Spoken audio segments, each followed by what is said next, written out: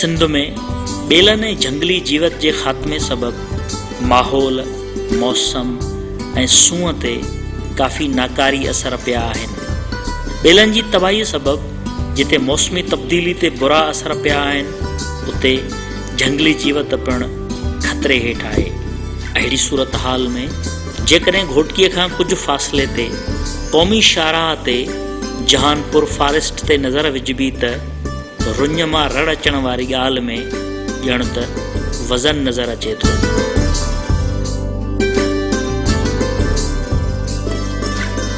घोटकीअ खां पंजाब तरफ़ वेंदे कुझु किलोमीटरनि जे फ़ासिले ते सरहद भर सां जहानपुर ॿेलो जेको क़ौमी शाहराह सां गॾु आहे, इन ये जहानपुर फॉरेस्ट खे सूफ़ी अनवर शाह सफ़ारी पार्क जो नालो ॾेई महफ़ूज़ बणायो वियो आहे। असां हिन महिल जेको मौजूदु आहियूं सूफ़ी अनवर शाह सफ़ारी पार्क में मौजूदु आहियूं। सूफ़ी अनवर शाह सफ़ारी पार्क जो नालो सूफ़ी अनवर शाह बुज़ुर्ग हिन पार्क जे भरिसां साईं जन जो रोज़ो मुबारक आहे ऐं हिते साईं जन खे वॾे अक़ीदे सां हिते ॾिठो वेंदो आहे ऐं ॿियनि नालनि कंहिंजे बि रखण जे करे हिकु सूफ़ी बुज़ुर्ग जी छो जो सूफ़ी बुज़ुर्गनि जो चवणु कौल रसाला जेकॾहिं पढ़ंदव त उहे इंसानियत ते ऐं हैवानियत ते हमदर्दियुनि जो मिसाल आहिनि। अहिड़े तरीक़े सां हिन सूफ़ी अनवर शाह सफ़ारी पार्क जो जॾहिं असांजे हिन जे प्रोजेक्ट जे डायरेक्टर मीटिंग कई ऐं पाण में सभु वेठा ऐं उन में तजवीज़ आई त हिनखे नालो छा न वञे त जावेद अहमद महर साहब जेको कंज़र्वेटर फॉरेस्ट वाइल्ड लाइफ आहे हिन महिल उन इहा तजवीज़ कई त हिनखे उन बुज़ुर्ग जो नालो न वञे जंहिंजी मज़ार हिन जे सूफ़ी अनवर शाह सफ़ारी पार्क जे जेके 2400 एकड़ जे भरिसां उन्हनि जो बुज़ुर्गनि जो ॻोठ बि आहे ऐं हुनजी मज़ार बि आहे, उन जे हवाले सां हिन जो नालो रखियो वञे छाजे करे उन बुज़ुर्ग जी साए में रहे। अहिड़े तरीक़े सां वाइल्ड लाइफ जेकॾहिं ॾिठी थी वञे त हिन महिल वाइल्ड लाइफ खे मेजर जेको हिन महिल ख़तरात आहिनि उहे ख़तरात इहे ई आहिनि त हुन जा माॻ ख़तमु थींदा था वञनि। जेतिरी असां डेवलप मुख़्तलिफ़ रोडनि में रस्तनि में ऐं वॾनि शहरनि में आबादियुनि करण में था कयूं त उन तरीक़े सां असांजा मुख़्तलिफ़ केमिकल्स या सीमेंट जा स्ट्रक्चर्स जेके आहिनि ठाहियूं था जायूं बिल्डिंगूं त उन्हनि जा घर ऐं माहौल तबाह थो थिए, ख़तमु थो थिए, पर इंसान जी ज़रूरत बि आहिनि उहे। इन जे करे असांखे हाणे हेड़नि पार्कनि जी ॿेलनि जी ऐं मुख़्तलिफ़ नेचर कुदरती माहौल खे बचाइण जी ज़रूरत हुई आहे। इन में हिकु सूफ़ी अनवर शाह सफ़ारी पार्क उहो आहे जंहिंमें हूअं त हिन सूफ़ी अनवर शाह सफ़ारी पार्क जी हिस्ट्री जेकॾहिं ॾिठी थी वञे त हिन जी समय ऐं हज़ारे साल अॻु में आहे, छाजे करे हीअ बि दरियाए सिंधु जो हिकु हिसो आहे। हे बिल्कुलु दरियाए सिंधु जे वेझो आहे। जॾहिं असांजो इरिगेशन सिस्टम न हूंदो हुयो त हिते तंहिं टाइम में सैलाब जॾहिं पाणी चढ़ंदो हुयो त हिननि में वहकरा थींदा ऐं हीअ नेचुरली ऐं कुदरती ॿेला आहिनि जंहिंमें हिन महिल वेठा आहियूं असां, इहे कुदरती ॿेला आहिनि। पर आबादियुनि जे वधण जे करे हिननि जा पासा जेके आहिनि से शहरनि जे करे सोढ़ा थी विया। हाणे हिनखे जेको फॉरेस्ट जी रिज़र्वर एरिया हुई उनखे एरिया खे 2400 एकड़ खे हिकिड़ो महफ़ूज़ पनाहगाह बणायो वियो बायोडाइवर्सिटी जो। बायोडाइवर्सिटी जो मक़सदु इहो आहे त हिकु जेकॾहिं वॾो जानवर आहे ऐं उन सां गॾु नंढिड़ो हिकिड़ो कीड़ो आहे, जीत आहे, जेकॾहिं कीवली बि आहे त उन जी बि हिन धरती खे ज़रूरत आहे, उन खे बि हिन माहौल जी ज़रूरत आहे। इन जे करे जेके रिज़र्वर एरियाज़ आहिनि उन्हनि खे रिज़र्वर करे ऐं कुदरती माहौल खे बचाइण जे लाइ हिननि में काफ़ी सालनि सालनि खां वठी जीअं फाड़ो आहे, हिते काफ़ी तादाद में असां वटि फाड़ो रहे थो। जीअं हाणे तितर जूं ॿोलियूं ॿुधियूं, इहे तितर मौजूदु आहिनि। जेकॾहिं हे डीप फॉरेस्ट माना घाटा ॿेला ऐं हुननि जी रहाशगाह हूंदी त इन जे करे असां हिन पार्कनि खे इहो दर्जो था ॾियूं त आया असांजी वाइल्ड लाइफ जेका बि आहे बची वञे। बेसिकली इन पार्क जा 3 ऑब्जेक्टिव्स आहिनि। पहिरियों ऑब्जेक्टिव इहो आहे त बायोडाइवर्सिटी कंज़र्वेशन, त हितां जी जेकी बि जेको लोकल नेटिव जेकी फ्लोरा ऐं फाना आहे उनखे इन जी ओरिजिनल स्टेट में जेको असां प्रिज़र्व कयूं ऐं उनखे उन्हनि जी इनहेंस कयूं, वधायूं उन्हनि खे। ॿिए नंबर ते इन जो जेको ऑब्जेक्टिव आहे उहो रीइंट्रोडक्शन ऑफ स्पीशीज़, जेकी ओरिजिनल सिंध जे ॿेलनि जी स्पीशियूं हुयूं ख़ासि करे वाइल्ड लाइफ जूं, जंहिंमें जेको हॉग टिगर, चीतल ऐं ब्लैक बक, नील गाय, उन्हनि खे जेको आहे ॿीहर जेको आहे पार्क में असां रिवाइव कयूं, उन्हनि खे हिते रीइंट्रोड्यूस कयूं। ऐं 3 नंबर ते जेको हिन जो ऑब्जेक्टिव आहे उहो रिसर्च एंड इको टूरिज़म जेको आहे। इन पार्क जो बेसिक माना जेको ऑब्जेक्टिव इहो ई आहे त माण्हुनि खे सेंसिटाइज़ कयूं उन्हनि में इहो शऊर पैदा कयूं त हिते उन्हनि खे जेको असां वठी अचूं उहे रिक्रिएशन बि कनि, पंहिंजी फैमिलीज़ खे बि वठी अचनि, तालीमी इदारनि खे बि असां हिते इनवाइट कंदा आहियूं त जीअं उहो हिते हितां जे ओरिजिनल माहौल में अचनि, उहे स्पीशीज़ हिते ॾिसनि ऐं उन्हनि में इहो शऊर पैदा कयूं त उहे उन्हनि असांजे इन्वायरमेंट लाइ वणनि जी केतिरी वाइटेलिटी आहे, फॉरेस्ट जी केतिरी वाइटेलिटी आहे ऐं वाइल्ड एनिमल्स जी जेको आहे केतिरी इम्पोर्टेंस आहे, छो त इहे सॼो हिकिड़ो जेको इकोसिस्टम जेको आहे असांखे हिनखे इन जो ओरिजिनल स्टेट में जेको आहे मेंटेन रखणो आहे। सूफ़ी बुज़ुर्ग अनवर शाह जे नाले सां मनसूब कयल ही सफ़ारी पार्क जेको हज़ारे एकड़नि ते मुश्तमिल आहे, इन में केतिरनि ई क़िस्मनि जा पखी जानवर मौजूदु आहिनि।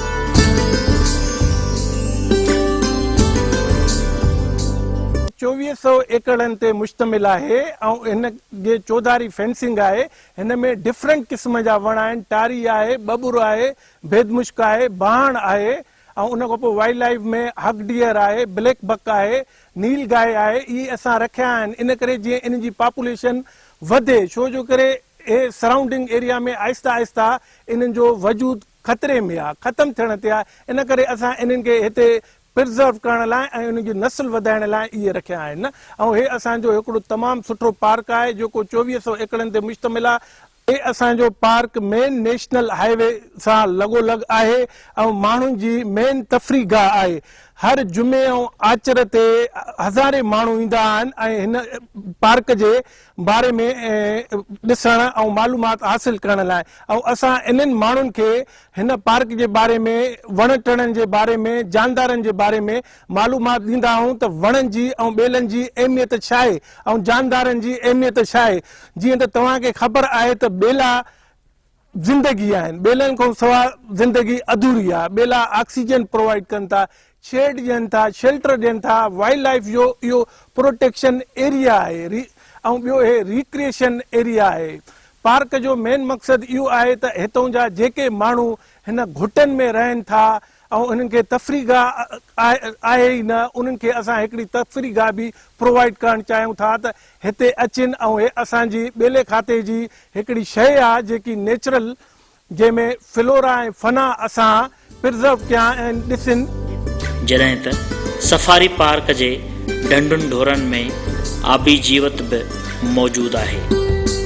सूफ़ी अनवर शाह सफ़ारी पार्क में हरण, चीतो, घोड़ा, ज़ेबरा, लूमड़ीअ समेत केतिरा ई झंगली जानवर मौजूदु आहिनि जेके सूफ़ी अनवर शाह सफ़ारी पार्क में पंहिंजो पाण खे महफ़ूज़ ऐं आज़ादु महसूसु कंदे सॼो ॾींहुं बेखौफ़ टहलंदा रहनि था।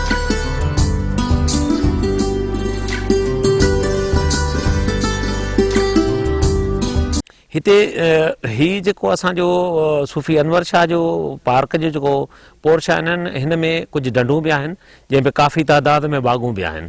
क्रोकोडाइल जंहिंखे चयो वेंदो आहे, उहे बागूं बि 10 खां 15 बागुनि ताईं बि हिन महिल असांजे पार्क में मौजूदु आहिनि। नीलगाय बि छॾियूं वयूं आहिनि ऐं ब्लैक बग ऐं चीतल जी बि हिस्ट्री रही आहे त चीतल बि कंहिं ज़माने में हिते चीतल बि रहंदो हुयो, जेको एक्सटेंड थी वियो ऐं ख़तमु थी वियो। उनखे वरी असां सूफ़ी अनवर शाह सफ़ारी पार्क में छॾियो आहे त आया हिन जी पॉपुलेशन, हिन जी जेका ख़ानदान वधे ऐं कुदरती माहौल में इन जे करे छॾियो अथसीं त वरी बि पंहिंजे उन माहौल में उहे नसुल बचाया वञनि जेके 100 सालनि ऐं हज़ारनि सालनि खां असां वटि ई हिन धरती ते मौजूदु हुया। ऐं हिन जी अहमियत पार्क जी वाइल्ड लाइफ जे हवाले सां तमामु घणी आहे ऐं हिते मुख़्तलिफ़ रिसर्चर ऐं मुख़्तलिफ़ असां दावत ॾियूं था सभिनी खे। ऐं यूनिवर्सिटी जा ॿार बि ईंदा आहिनि, ख़ासि करे ज़ूलॉजी जा ॿार असांजा स्टूडेंट्स ऐं प्रोफेसर शाह अब्दुल लतीफ़ यूनिवर्सिटी ऐं ॿियनि जा ईंदा आहिनि त आया हू रिसर्च पर्पज़ जे लाइ। त उन्हनि खे माहौल जी ख़बर पए त जंहिं ते असां पढ़ूं था, ज़ूलॉजी ते पढ़ूं था, त उनखे कुदरती माहौल में उन ज़ूलॉजी खे, उन जानवरनि ऐं पखियुनि खे ॾिठो वञे त जीअं असां उन्हनि खे ॾिसी सघूं ऐं उन ते रिसर्च करे सघूं।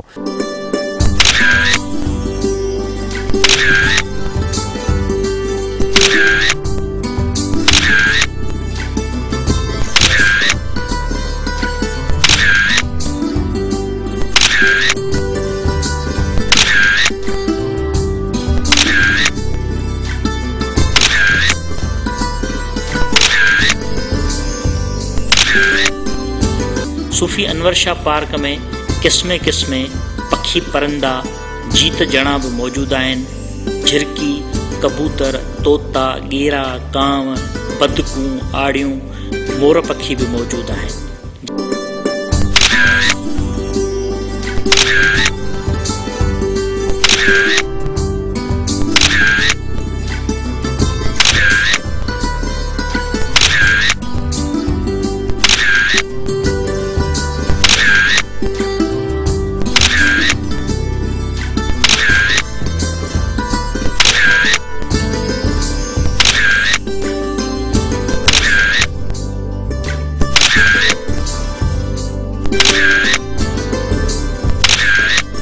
जॾहिं त सवें क़िस्मनि जा साइबेरियन पखी परिंदा बि उॾरंदे नज़र अचनि था।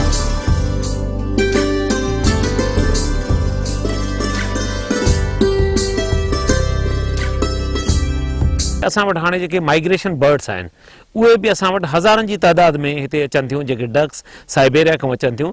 ऐं ॿी ख़ुशनसीबी असांजे सूफ़ी अनवर शाह सफ़ारी पार्क इहा आहे त फिलाए ज़ून आहिनि, फिलाए ज़ोन जेके आहिनि उहे पखी जेके साइबेरिया में थधनि मुल्कनि मां उॾरी ईंदा आहिनि उहे साॻियो ई पंहिंजो रस्तो समुंड ताईं इस्तेमालु कंदा आहिनि। असांजो जेको सिंध जो रस्तो आहे उहो फिलाए 4 माना चोथों फिलाए ज़ोन आहे उॾरी अचण जो, जेको दरिया आहे। ऐं ख़ुशनसीबी आहे त असांजो सूफ़ी अनवर शाह सफ़ारी पार्क जेको आहे उहो बिल्कुलु नज़दीक आहे फिलाए 4 में।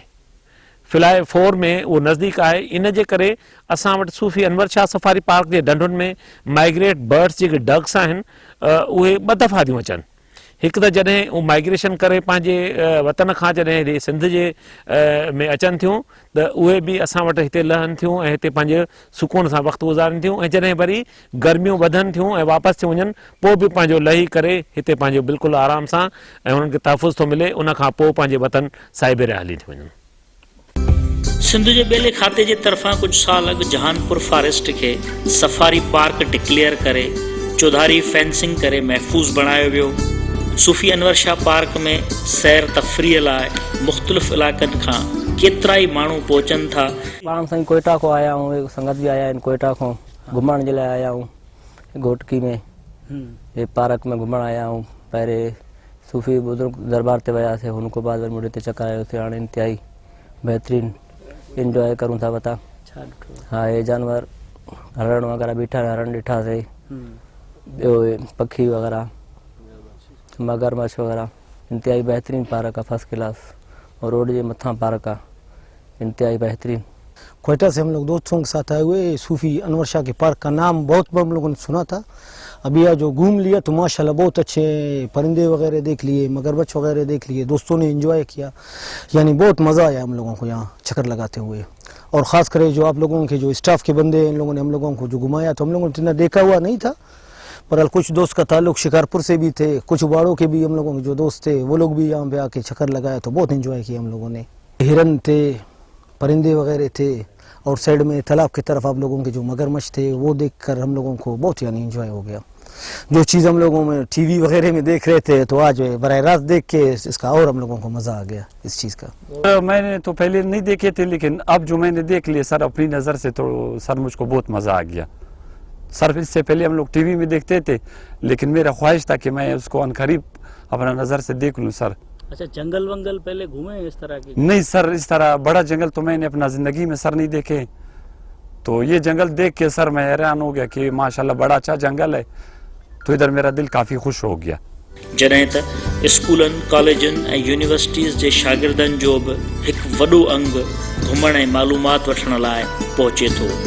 यूनिवर्सिटीज़ में पढ़ंदड़ ज़ूलॉजी शोबे जा शागिर्द स्टडी टूर लाइ पहुचनि था। उन्हनि शागिर्दनि खे सफ़ारी पार्क में मौजूदु जानवरनि ऐं पखियुनि मुतालिक़ ॼाण ॾियण लाइ हिकु स्कूल पिणु क़ाइमु कयो वियो आहे।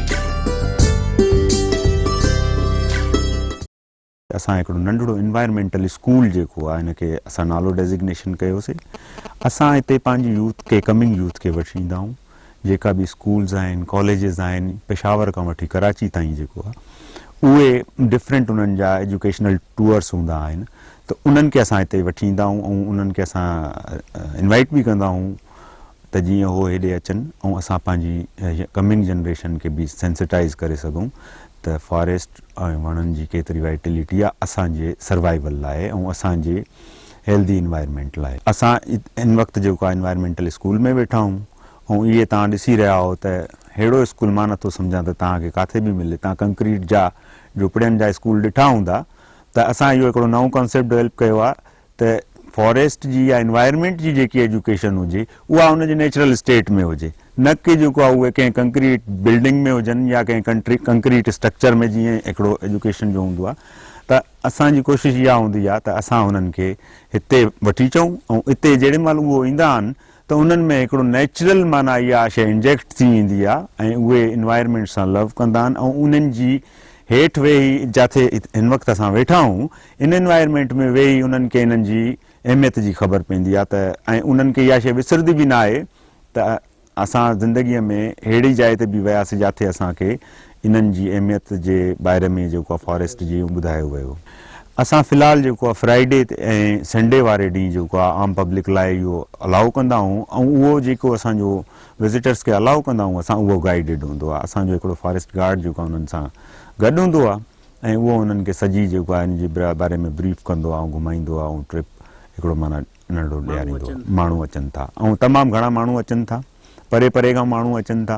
जीअं मां ॿुधायो त जेको आहे यूनिवर्सिटीज़ पेशावर खां वठी कराची ताईं इवन जेको आहे सिविल सर्विसिस अकेडमी जा जेका ट्रेनिंग ऑफिसर्स हूंदा आहिनि CSP ऑफिसर्स उहे बि हिते ईंदा आहिनि हर साल जेको आहे उहे विज़िट कंदा आहिनि ऐं उहो बि इन शइ खे एप्रिशिएट कंदा आहिनि ऐं उन्हनि खे बि इहा शइ इंजेक्ट कंदा आहियूं त असांजी जीअं माना एडमिनिस्ट्रेशन में बि इन्वायरमेंट ऐं फॉरेस्ट जे बारे में उहा अहमियत माना डेवलप थिए ऐं उहे को वॾा प्रोजेक्ट्स फ्यूचर जा डिज़ाइन करे सघनि।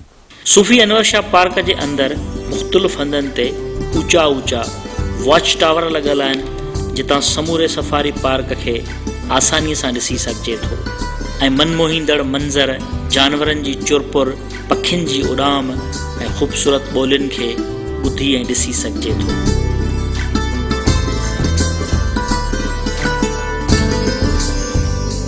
सूफ़ी अनवर शाह सफ़ारी पार्क जे हिकु हिसे में काठ जा झूला पिण लॻाया विया आहिनि जिते पार्क घुमण लाइ ईंदड़ ॿार तफ़रीह हासिल कनि था ऐं रांदि रूंद पिण कई वञे थी। घोटकी जे इंतिहाई मोतबर नाव सूफ़ी बुज़ुर्ग अनवर शाह बुखारी जी दरगाह बि सफ़ारी पार्क खां कुझु किलोमीटरनि जे फ़ासिले ते आहे, जंहिं सबबि सफ़ारी पार्क खे सूफ़ी अनवर शाह जे नाव सां मंसूब कयो वियो आहे।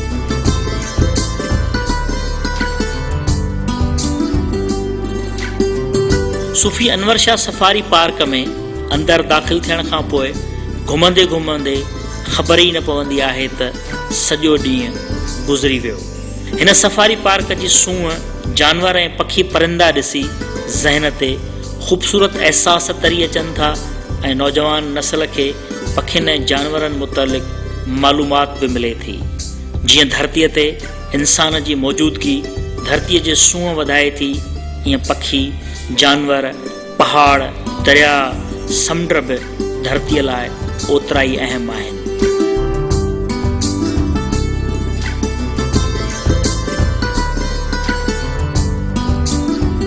सिंध अंदरि ॿेलनि जी तबाही सबबि जिते मौसम ते नाकारी असर पिया आहिनि उते झंगली जीवत खे बि तमामु वॾो नुक़सानु पहुतो आहे।